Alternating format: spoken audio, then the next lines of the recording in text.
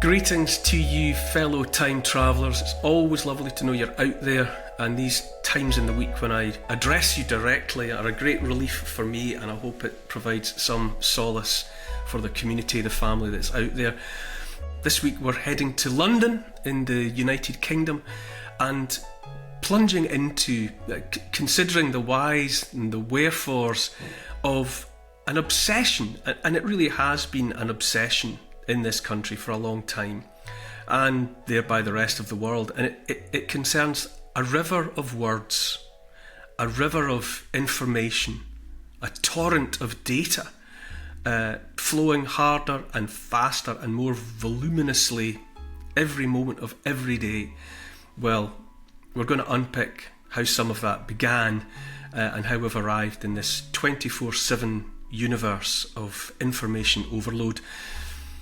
To help support this podcast series and to get access to exclusive extra content every week, why not sign up to my patreon.com site?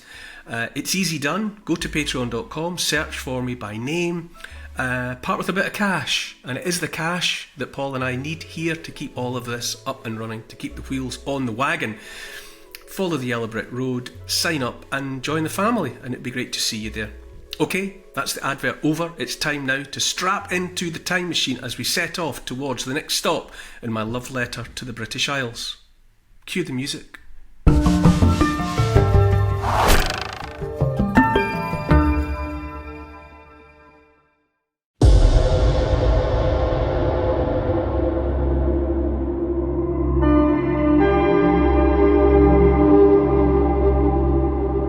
Where you have those places that you think will always be there, places that you think are permanent, it's worth paying attention to them, because the chances are one day you'll close your eyes or you'll turn around and the next time you look, gone. In this episode we follow an ancient river running beneath the hurly-burly of London above. Running underground to join Old Father Thames, the River Fleet gave its name to the street above, which would become a byword for the British press.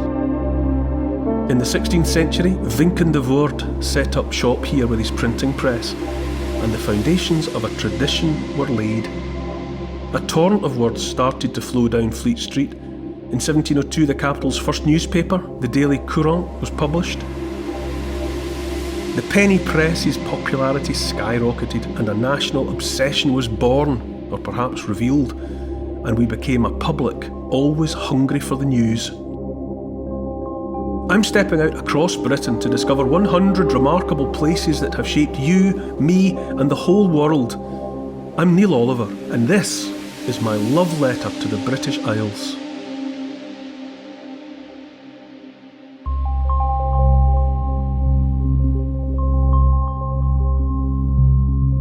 Hi Neil. In the last episode we stepped ashore on an enchanted desert island where it's still possible to catch a glimpse of magic. Where are we this week? Yeah, Paul, you're right. We travelled to my ultimate desert island last week. Beautiful, calm, quiet, the preserve of nature. And this week couldn't be more different. We're smack bang in the middle of London. People rushing round, traffic roaring, shouts and noise blaring out from everywhere. We're in the midst of the pounding heart of the British press, with gossip and scandal, exposés and politics ringing in our ears. We're at St Bride's Church on Fleet Street.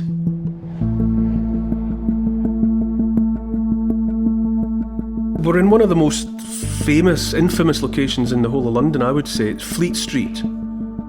It's not just people in London, not just people in England or Britain, it's all around the world. People know what Fleet Street means, and it means newspapers, the media, the press.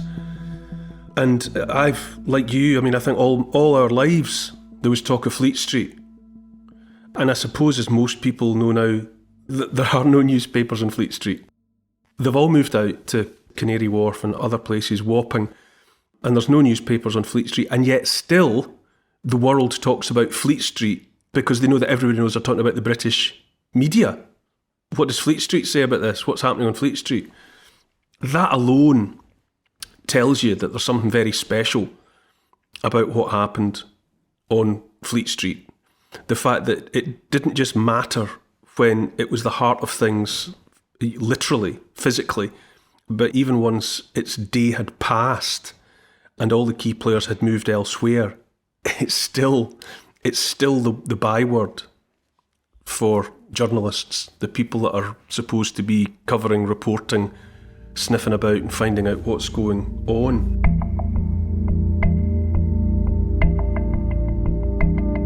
Fleet Street's actually named for a river. It was a tributary of the Thames, and like so many other tributaries of the Thames, smaller rivers that ran into Old Father Thames, Fleet Street, which was the largest, it's the largest of the tributaries, it's been completely forced underground. What was once a river, I mean, eventually it joins the Thames at a point beyond Blackfriars Bridge, but by then, really, I mean, it's not a river now. By the time it passes underneath the east end of Fleet Street, where you've got Ludgate Circus, that's the junction there, it's just a sewer. Literally, it's just a means by which the filth of the city above is carried away. Fleet is actually Anglo-Saxon, which is lovely. We spell it F-L-E-E-T, but there's an Anglo-Saxon word, fleet, which is spelled F-L-E-O-T, and it means a tidal inlet, which is how the Anglo-Saxons regarded it. For the longest time you had a fast-flowing river there, and there were mills along the banks of it, using green energy, you would say, using water wheels to power mills and all the rest, and it functioned in that way for the longest time. But then gradually London grew, London developed, the roads were laid and built upon, and the buildings were raised above. And for the longest time, Fleet Street was home to the nation's papers. So you had like the Times, the Telegraph, the Sun, the old Current Bun, the Daily Express, which when I did my journalism training, after I was an archaeologist for a few years, I retrained as a journalist, and part of it I was sent for block release to Napier College, as it was then in Edinburgh, now Napier University. And one of our lecturers was a guy called Bill Alsop, and he in his day had been a Daily Express legend. In the days of like Lord Rothermere and all that, checkbook journalism, the Daily Express was such a powerful, wealthy paper. Bill used to talk about how if there was a big story breaking, there was a helicopter on the roof, and they would just jump in the helicopter and get the head start on all the other newspapers. And he was able to turn up places, and if people needed to have money to tell their story, he would have the biggest checkbook and all that. The Daily Express is not that now. It's a kind of a gossipy rag in many ways, but some of these papers were so powerful, so influential. They told people what to think.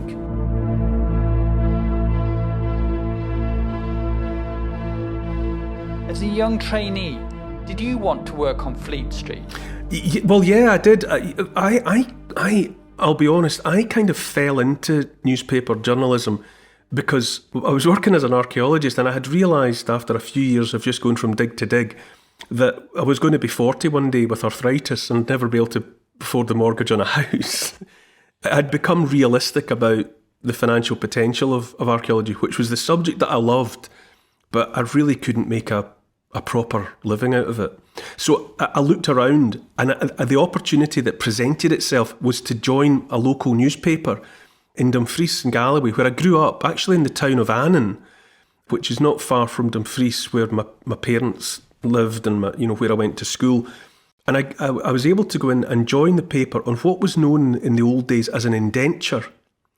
I sort of signed up for 3 years, and I worked just as a day-to-day journalist, covering, the court and the council, and, going out and looking for stories and going to agricultural shows and writing up about the horse jumping and the judging of the cattle. And in return, they trained me. So they paid for me to do shorthand and typing, and they paid for me to go twice. I went to Napier to learn things like Scots law for journalists and newspaper practice, and so we sat in classrooms and we were taught by people like Bill Alsop, who had done his time as a hard-bitten news journalist, and now he was in sort of semi-retirement lecturing about journalism. But I kind of fell into it. It hadn't really been my plan. But then it was great. I've said ever since that learning to do shorthand and typing has been more use to me than my degree or my driving licence.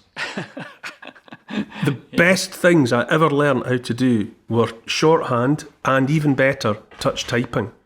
It changed my life. When it comes to writing, if you can touch type on a keyboard, it's a Damascene moment when you realise that you can compose words faster than you can think them in your head. Anyway, so in answer to your question there, I did start to think, well, maybe when I've finished my training, I'll go south.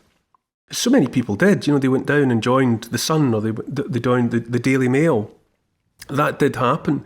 My then girlfriend, my now wife, Trudy, she trained as a journalist. She really wanted to be a journalist, and she trained at DC Thompson's, the legend that is, up in Dundee. The Sunday Post and the Dundee Courier and all of that. And then she subsequently went down to London, and she worked for the Daily Mail for a lot of years. And so she was pulled into the London orbit as well. Her paper wasn't on Fleet Street, but everyone still talked about Fleet Street, by which they meant journalists and newspapers.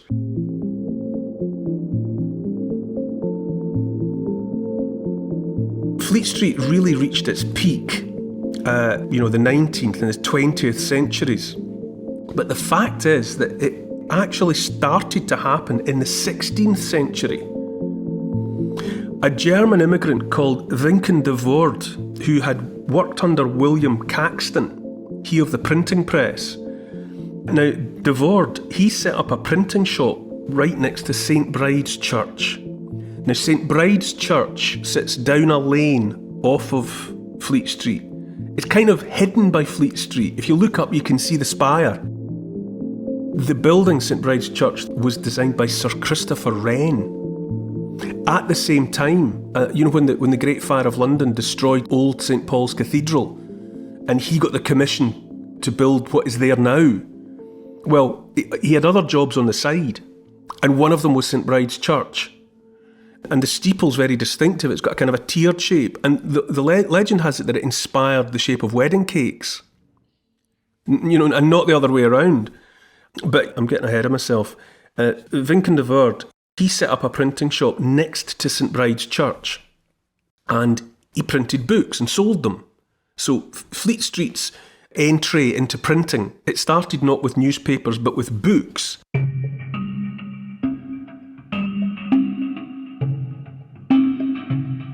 And he had a stall where he was, stalls in various places where he was selling his books. One of them was in the churchyard of Old St Paul's Cathedral. The St Paul's Cathedral that was there before, the one that we're all familiar with now. So before the Fire of London? Before the Fire of London, yeah. So newspapers came later.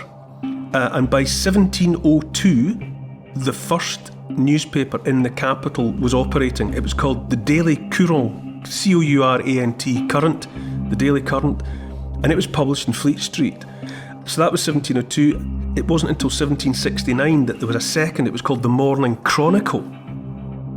And you have to imagine the Fleet Street of that time. A lot of it was pubs and coffee shops, coffee houses, tea houses.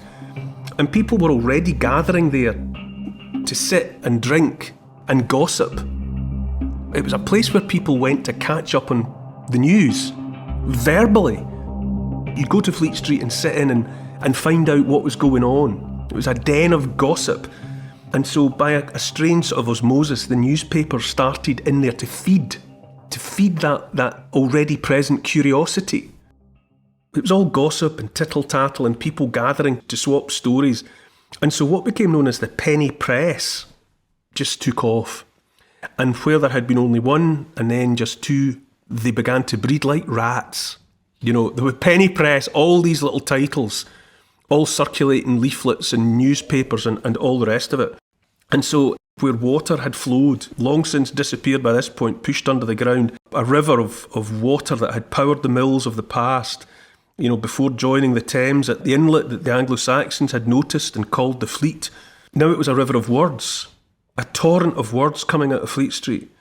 And there's a funny thing, it's hard to know, it's a chicken and egg thing, i.e. which came first, but the British people, as it turned out, were fanatically interested in the news. And Once Fleet Street started pushing out these titles, and once that industry took off, it was a real phenomenon. Visitors, people coming from Europe, people coming from France and whatever, they couldn't believe how gossipy and news-hungry British people were. And for the longest time, in the days of newspapers, the Brits, by orders of magnitude, were the most voracious buyers and readers of newspapers in Europe. Nobody else had anything like it. Across the Atlantic in the States, they were hearty consumers of news as well, but let's remember that they had probably taken that hunger with them, because all the signatories of the Declaration of Independence were British. Young America was British. And so it was probably already infected with that appetite for news. But even in America, it never got to the variety of homegrown press that we have had. The variety of titles, the number of titles, and the number of units sold. The circulation of newspapers in Britain mystified the rest of the world. We were just so desperate for it. So we are a fascinated, curious people. We are nosy neighbours. It's in us. And the newspapers fed it.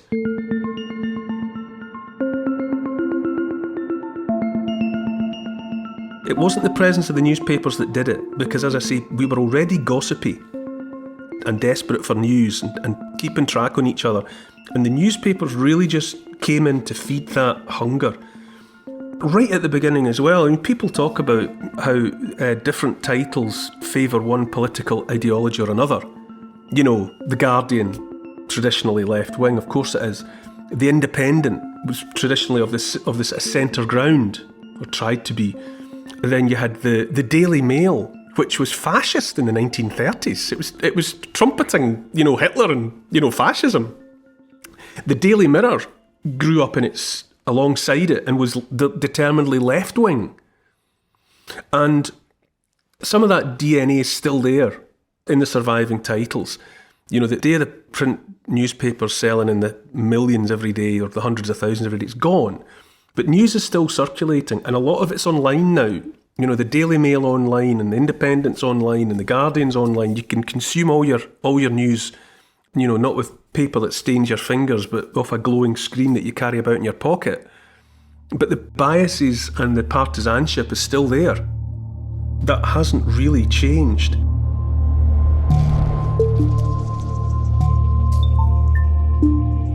But it was in the 1980s that the traditional newspaper industry of Fleet Street died. It had run its course. For one thing, the unions had absolutely got the newspaper industry by the scruff of the neck. The printers' unions and the journalists' unions were extremely powerful, and they dictated terms to the owners. They were down in tools and walking out at the drop of a hat. Constant strikes, and really tragically for the industry, there had long been a practice of claiming salaries for non-existent people, and it was blatant. I mean, some of the people who were, in inverted commas, employed and for which there was a pay had names like D Duck and M Mouse. It was blatant fraud and divvying it up. I mean, it was corrupt. The whole thing was corrupt. And so, the unions, it's a shame, because the union movement, the trades union movement, came from those honourable foundations where people were just wanting a fair day's pay for a fair day's work. And somewhere along the line, that honourable pursuit was corrupted.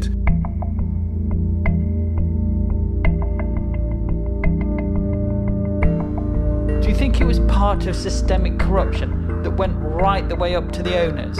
It's a good question, Paul. I think, power corrupts, doesn't it? It's one of the oldest truisms, isn't it? And the unions, they had mass membership, and with that mass membership came power. And that power was corrupting of the people who were looking after those unions. And the tragedy is that it came back to bite them.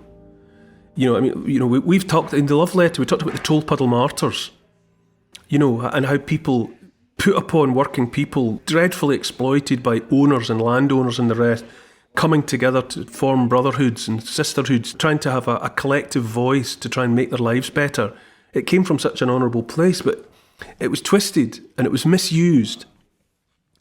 And Ultimately, the press barons just decided to bite back. Eventually, it was Rupert Murdoch what done it, as the Sun would have had it, and he was backed by Margaret Thatcher, who was the Prime Minister at the time, and he just went to war on it, and they just broke the unions. They moved wholesale out of Fleet Street. They established new locations, Wapping. They were ferrying the journalists that were willing to work in the new locations through the pickets and through the picket lines and all the rest of it. It was an ugly time that a lot of us remember. At the same time, maybe it wouldn't have happened the way that it did, but for the fact that new technology was on the rise as well. The fledgling, the little itty-bitty chicks that grew up into the internet, those eggs cracked and opened up in the 1980s. There were new technologies were coming in that people didn't really see it at the time, but again, it undermined the power. You don't need printers if you're not printing with hot metal anymore. That was an art and it was a trade, hot metal. But then that was replaced, and the way in which the newspaper pages were assembled, it all changed. And rather than people doing it on the on the print room floors, it was done on screen. It was a perfect storm, and the technology in many ways enabled the owners to crack down. The power of the unions was undone by technology as much as by anything else. And you're looking back on it, I always remember the Jam, Paul Weller singing "The public wants what the public gets," and the red top papers like the Sun and the Mirror, by that time they had sort of metamorphosed into something where they were, rather than the news, it was all about following soap opera stars and and grabbing photographs of people having bad hair days and coming out the gym with sweat stains and all the rest of it. The whole thing just became trivial. And really, if you were on a diet of the red tops every day, people were just punch drunk on it. And then, of course, in the 1990s, it was about Diana, Princess of Wales. That was part of the end as well. She wasn't the first. The newspapers had long been obsessed with celebrity and Hollywood stars and whatever, but really, in the case of Diana Spencer, they had a bona fide princess to hunt down.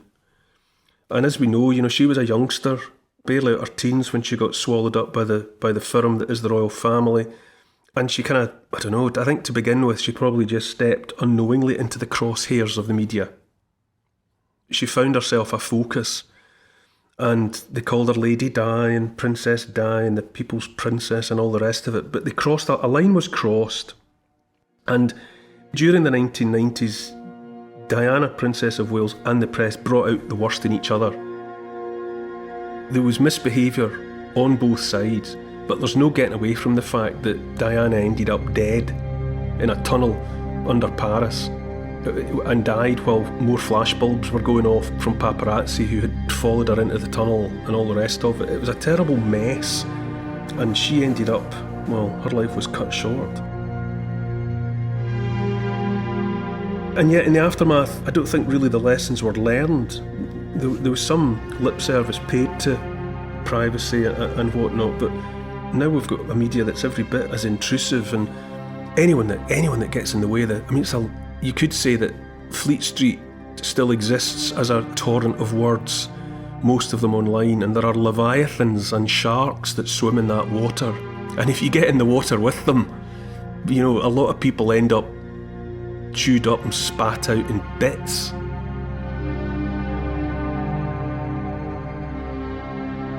And it's worth remembering as well that at least for a time when it was the newspapers, they were edited, and you could say that they were under a certain control.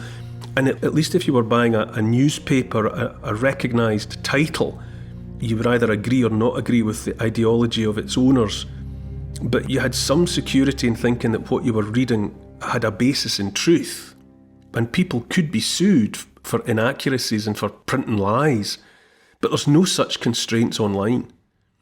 Anyone can set up what seems to be a news outlet online, and you've got no way of knowing who's editing that. If it even is being edited, you've got no way of knowing if it's fact or fiction that you're reading.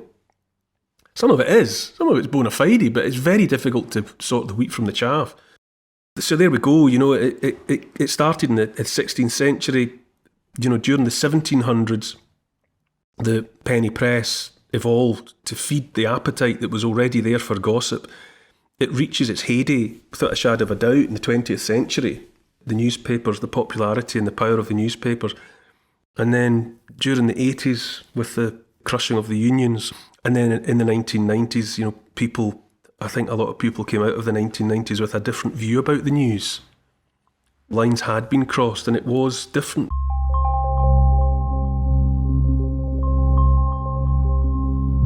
And yet, Fleet Street's still worth a visit. For people that are interested in things news, it's still there. There are still glimpses. If you walk, it's about a mile along Fleet Street from Temple Bar to Ludgate Circus.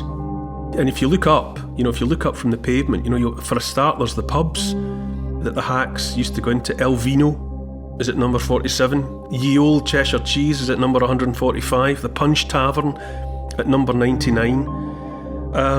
You'll see the Daily Telegraph building. Above the door there's twin Mercuries. Mercury's the messenger. That's between 135 and 141. The Reuters building, Reuters news agency, that's at number 85, and that was designed by Edwin Lutyens, who designed the cenotaph and the castle on Lindisfarne. The Reuters building was his. There's a bronze globe with Fame sitting on top of it, blowing her trumpet as she would and should. And across the road, there's the Art Deco splendour of what was the Express building. It's all black glass and chrome. And in its heyday, those that didn't care much for the Express called it the Black Lubyanka, a reference to the mysterious headquarters of the secret police. DC Thomson, the same that were Dundee-based, Scotland-based. They were the last to abandon their office in Fleet Street. They were there at the end. Number 185, and the bricks built into the frontage of the building in different coloured bricks. You see their titles: the Sunday Post, People's Friend, the People's Journal, the Dundee Courier. And that building looks, and those titles sound just too couthy, really, for the for the modern world.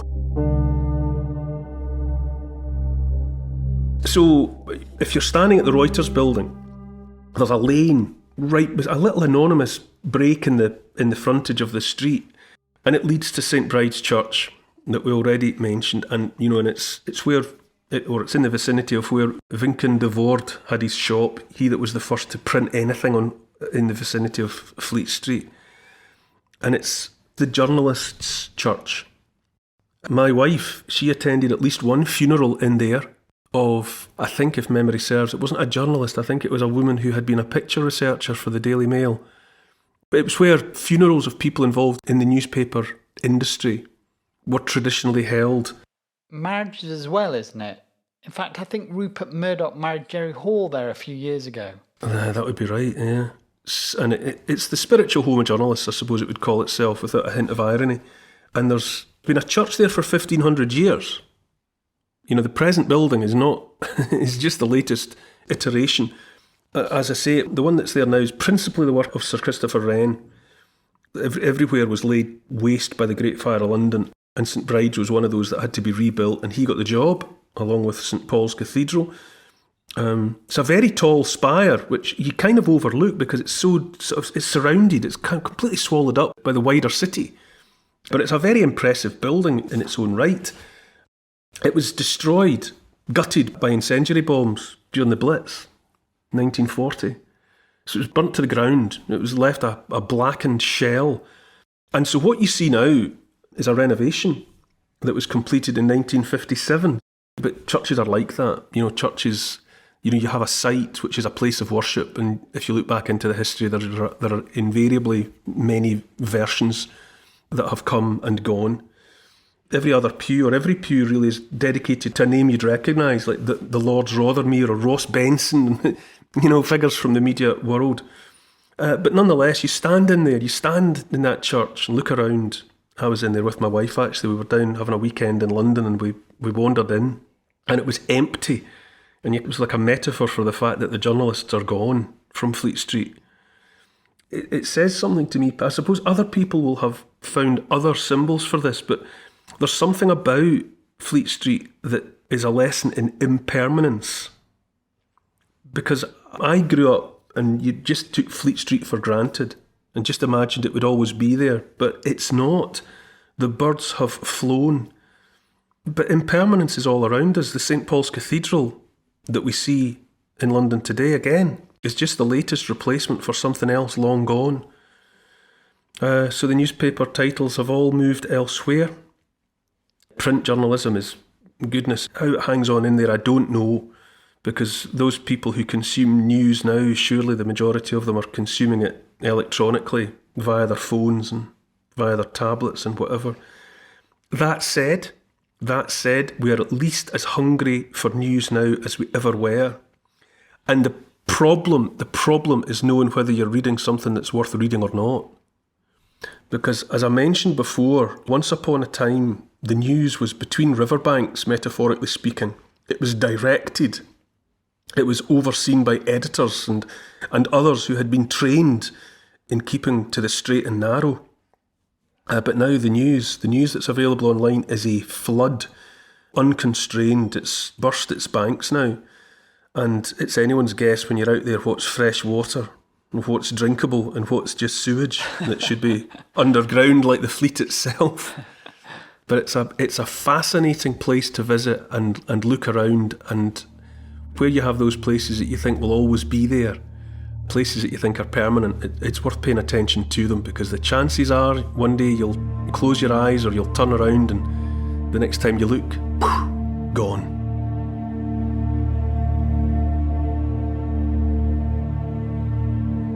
It must have been a heady atmosphere with so many rapacious journalists all on the same street. Yeah. I mean, it must. The truth is, it was gone. Really, by the time I was there, it was already gone. But we've all heard the stories about, I mean, it was a big drinking culture, and the journalists came and went from the pubs. They were in the pubs on Fleet Street, getting stories or meeting contacts and drinking. And then just before deadline, they would go back to their offices and type up the story, and off the story would go, and the papers would be printed, and then they'd go back to the pub again. It was such an alcoholic culture, the journalism at that time, but it was a world unto itself, and it was a craft. Newspaper journalism it is a craft. I mean, I'm delighted that I was taught it by people that were of that world. I was in the presence of those that had ruled the roost in Fleet Street. And when they talked about it, they were talking about somewhere that was almost a religion. They were so passionate about it, and they had wielded so much power via their titles, via the Daily Express, via the Times, and the Thunderer and all the rest of it. They were so influential, so significant. And the people that bought them up, the Lords Rothermere and so on, that wanted to control, because they knew, as God, as Goebbels said, if you want to control people, get control of the media. If you control the message that's going out, look at us now. The government has spent the last couple of years paying for propaganda to be printed in our newspapers. And you read it, and because it's coming under the cover of a newspaper title or a news organisation, of course you think it's the unbridled truth. But as things turn out, we've been fed propaganda. But to some extent, there's nothing new about that. The titles from time to time have always propagandised, and they've always pushed agendas, and they've always been ideologies vying with one another, left and right, vying for control. And so it was, and so it still is.